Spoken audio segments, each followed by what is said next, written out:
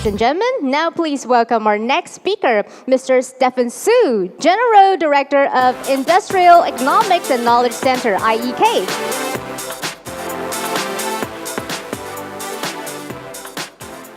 Good morning, Deputy Director General Lin, and also all the honorable speakers, participants from APEC, as well as audience from this room and also from the internet connection. It is my pleasure to share with you the topic as it is laid out.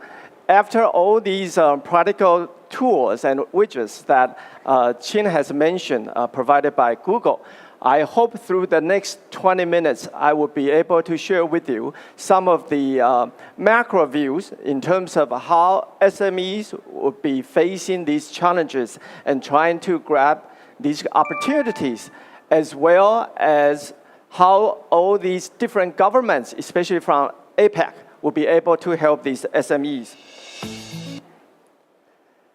So my outline is as follows. First of all, looking at the global trends, then look at the implications for SMEs. Then finally, share with you how the Taiwan government, especially the SMEA, is trying to tackle and also help SMEs. So very first, that we understand that all these words out there are not buzzwords. They are actually here. In particular, that many of these, besides the AIs, the IoT, O2O, there are some aspects of it we have not yet grasped the essence of the insights. So, but a few things for SMEs to be aware of. For example, on the top left corner, we talk about adjacencies in the sense that everything we do not jump into 100% new things, but better to look at what are our core competencies and extend from there. Very much like the ones at the bottom, asset efficiencies, especially in the traditional SMEs. Many of those are in either manufacturing industry or in service industry. They need to look at what they do best, and they need to leverage on them and make use of the new tools and also the gadgets from the digital economy to make use of it. So with that, I would like to share with you in summarizing some of the paradigm shifts from digital economy. So Chin has talked about that it's no longer, sorry about this, it's no longer talking about products. We need to do what our customers are asking for. And therefore, some of the service-based applications, along with that, cybersecurity. And it's no longer about a product, but about a total solution. So software, hardware integration. We need to be servicing our customers. So later on, I will talk about what this means by user-centric ecosystem at the very end. So many of those are very dynamic, and it is very hard for some of our SMEs across the region to grasp a hold of everything. So for many years in the past, Taiwan has used this smile curve to talk about, for example, in manufacturing sector, how can we upgrade our value add through innovation in R&D and also through branding. And obviously, we are trying very hard in many aspects. However, with this digital economy, it's no longer good enough if you just offer products and services in your own brand. We are talking about you need to build this ecosystem around this user-centric area, meaning that if you control the supply chain, not good enough. If you have a system integration, not good enough. We are in the era of big data. You need to know your customers well. You need to analyze your data. And hence, many of the companies claim to fame in each of the area, and granted, some of those are overlapping. But let me just want to point to you, the people that are at the apex of controlling this user-centric ecosystem are making the biggest money out of it.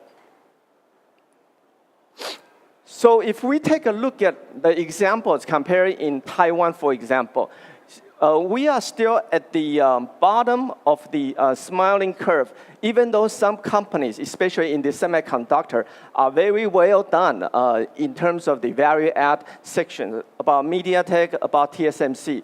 But what is the main difference between us and all these global players is the size of the bubbles. The size is the market cap, meaning the investors' appreciation for these companies, and clearly the bigger ones are getting bigger. And here, for the Taiwanese company listed on the smiling curve, we are not even talking about SMEs. And therefore, it is especially daunting for SMEs to look at all these increasing big players in the digital economy, and we need to ask the question, where can we place our investment, and where can we leverage all the core competencies that we have gathered from the past?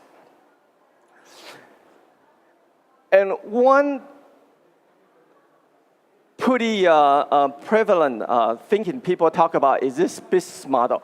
And obviously the users and also the service providers and the financial stakeholders, Chin talk about the advertising players. And clearly that this is not the traditional way that SMEs think about. And therefore, for example, that we talk about Uber, and clearly Uber does not think of it as a taxi company, but we are using taxi company to compete with Uber. That is totally wrong about this ecosystem competition.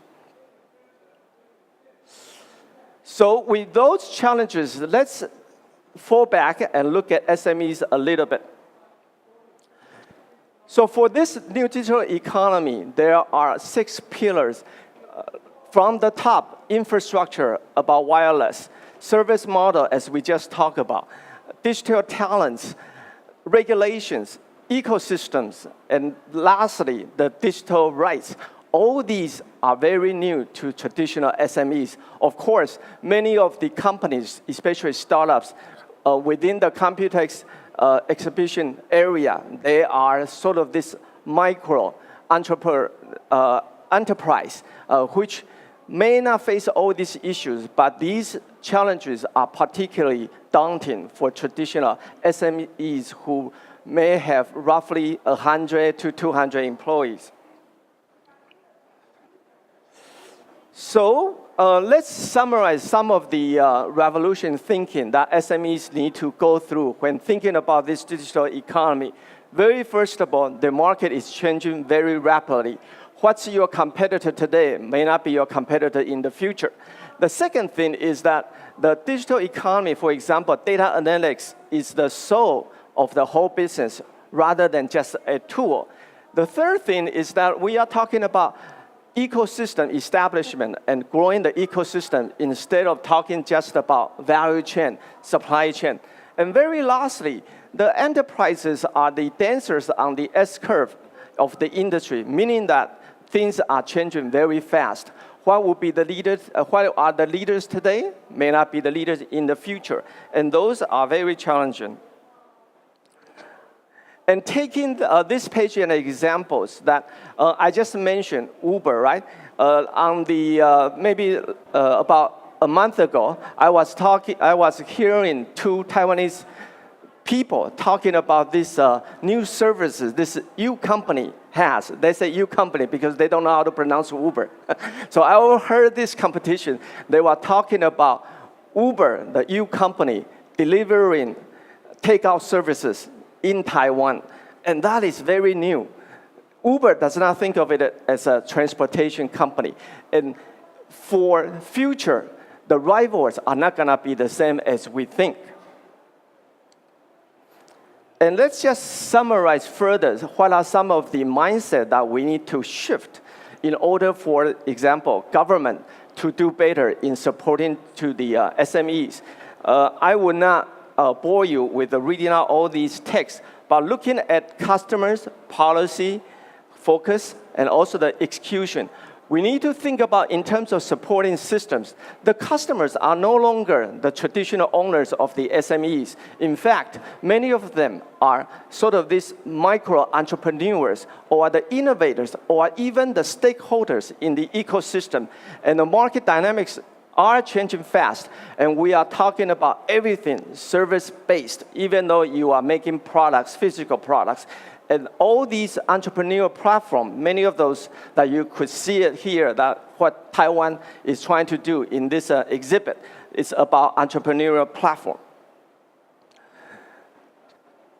Then, traditionally, we talk about incubators, accelerators. Again, every company or every entrepreneur is unique, and therefore, all the customized environment need to be thought very careful before all the government in trying to lend out the support. And at the end, we need to optimize the environment for them, and we need to think about how to help them export to overseas markets, because many countries in APAC is actually small in domestic market. So finally, I want to share with you some of the direction that the Taiwan government, especially SMEA, and also across different ministries that we are trying to do in terms of helping SME coping with these challenges and also try to grab these opportunities. As you know it, Taiwan has a lot of industry clusters, all within 1.5 hours of high-speed rail transportation. And that is very unique for a population of 23 million. And many of those are SMEs. So when you take a look at the stats of the SME in Taiwan, one can really spot out that even though SMEs only account for 30% of the revenues, 15% of the export, however, in terms of local employment, that's a very high number of 78%. I'm sure many of your countries share these type of characteristics for SMEs. So with those employment at stake, we need to think about, in addition to the past issues that SMEs face, now we have this digital economy, so all of a sudden, we need to talk about production, not for a mass, but for an individual, mass customization. And all these ecosystems are actually cross-disciplinary, as the Uber case indicates. It cuts across transportation, it cuts across services. And value creation, instead of cost markup, software, hardware, power integration, because software is essential. And lastly, as useful as AI is, one cannot really forget about that, the potential impact AI in terms of workforce reduction. So how can we help re-educate the workforce and also make the existing SMEs more competitive? All these are new challenges that we need to face. So at the moment, our government is trying to gear up to support SMEs in different angles. We look at from the value at the top for innovators, the new innovators, for the traditional SME leaders, and also the mentors that are helping the entrepreneurs. What are the digital trends, digital economy trends that are coming, and how can we help them create value? Without going to the details, we look at how we can link to local by revitalize the local economy, link to the future by helping them grow the ecosystem. At the end, link to the global, expand the overseas market. And let me just use the following slides to further explain. So in terms of link to the local, we think about providing, for example, regulatory sandbox. We study the cases in UK, in Japan, Singapore, and we are looking at 2 areas helping SMEs to identify areas that we need to have relaxed regulatory constraints, and also areas that we can deploy such relaxation of regulatory constraint throughout Taiwan. And the second thing is about the future commercialization platform for innovation. Yes, we know that SMEs do not have a lot of resources when it comes to AI, when it comes to Industry 4.0. So our thinking is that how can the government help them create innovation and entrepreneurial projects in some type of platforms such that we can help them from idea generation, from mentorship and also from the bringing to the market.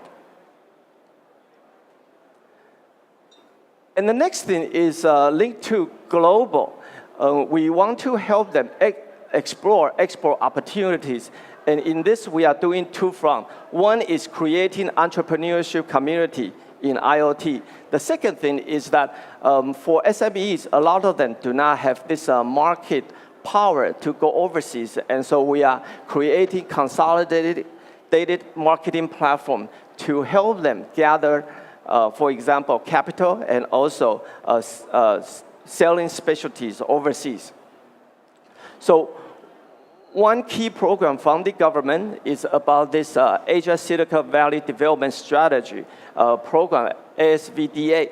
In it, IoT is the key thing, entrepreneurship is the second thing, and we want Taiwan to be the key linkage between Silicon Valley and also Asia. And in particular, the program is not gearing just for Taiwan entrepreneurs, but for young Asian entrepreneurs as a whole. And therefore, within the program, the ecosystem with a heavy R&D focus is trying to link with young entrepreneurs, especially tech innovators from the region, and making a connection with Taiwan and also connection with the Silicon Valley. And last thing that we are doing is that I come from the organization ITRI. ITRI being 44th year today. We have roughly 6,000 R&D people. And as of 4 years ago, that was our 40th anniversary. That you can see on this chart, ITRI has a lot of spin-offs. The bubbles show the size of the capital at the startup. The lines thickness shows how many people transfer from ITRI to the different startups. So for example, ITRI transferred 150 people to TSMC during that year, and also 300 people to Vanguard. And as of today, 4 years ago, roughly about 2 startups per year for ITRI. For the last 4 years, roughly about 10 startups, new startups from ITRI. And many of these old startups are actually big companies. And as of the last 4 years, most of the startups from ITRI are exactly 10 people or fewer.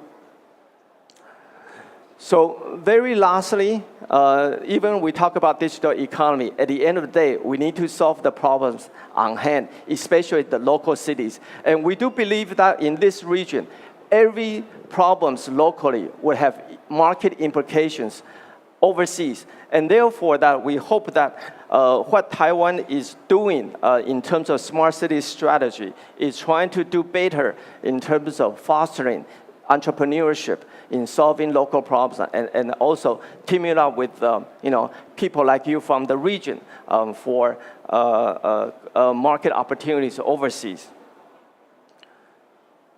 And an example that ITRI does in the smart transportation is that we have a lot of these local car accidents, myself involving in one, in a sense that we have motorcycles that sometimes run over different street lights. So this is the example that we do at Hsinchu area. We look at 4 intersections with the highest accident rates, and we use LiDAR, we use radar, we use mobile app. So the moment that you try to cross the street from waiting at red light and turning green, if some motorcycle or fast cars approaching the intersection from your right and left without being able to stop seemingly, and we will get some traffic sign alert. We will get an alert from our app. And this is something that we are doing locally with a unique environment.